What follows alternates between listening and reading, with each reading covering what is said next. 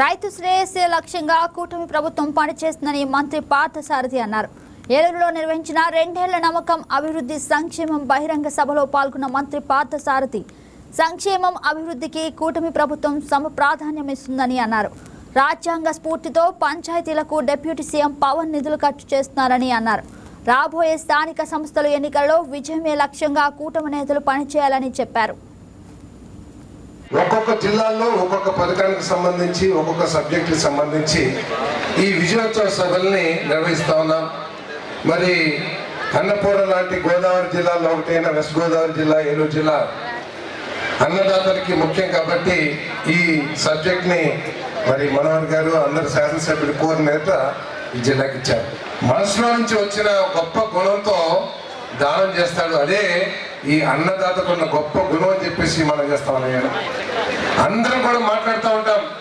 వ్యవసాయం గిట్టుబాటు కావట్లేదు, లాభం రావట్లేదు, ఎదుగు ఉండలేదు అని చెప్పేసి మాట్లాడినా కూడా ఆ అన్నదాత ఆ నాగలిని వదిలే ప్రసక్తి ఉండదని చెప్పేసి మనం చేస్తాను.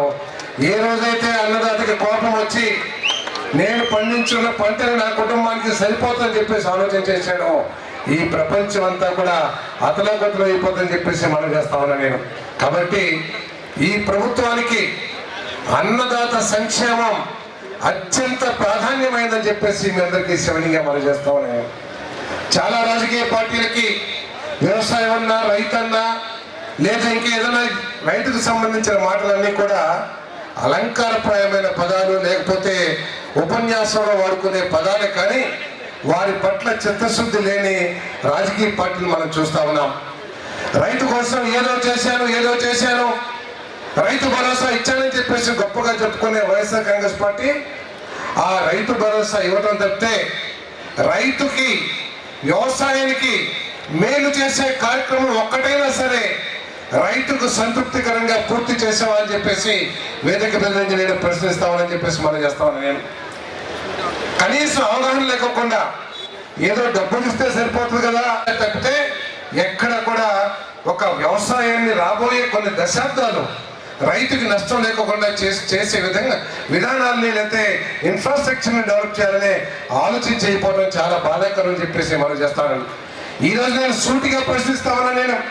రైతు గురించి మాట్లాడే వైఎస్ఆర్ కాంగ్రెస్ పార్టీ నాయకులు, మీరు ఈ జిల్లాకి చేసిన అన్యాయం, దాన్ని అన్యాయం అనకూడదు, గొడ్డలి వేటు అని చెప్పేసి చెప్పాలని చెప్పేసి ఈ సందర్భంగా మనం చేస్తాం. నేను చింతలపూడి ప్రాజెక్ట్ దాదాపు 4,5 లక్షల ఎకరాలకి సాగునీరు అందించే ప్రాజెక్టు, కొన్ని లక్షల మందికి, కొన్ని జిల్లాలకి త్రాగునీరు అందించే ప్రాజెక్టు, ఈ జిల్లాలో ఉన్న మెట్ట ప్రాంతాలకి ప్రాణాధారమైన ప్రాజెక్టు ఎందుకు నిలిపేశావు జగన్మోహన్ రెడ్డి?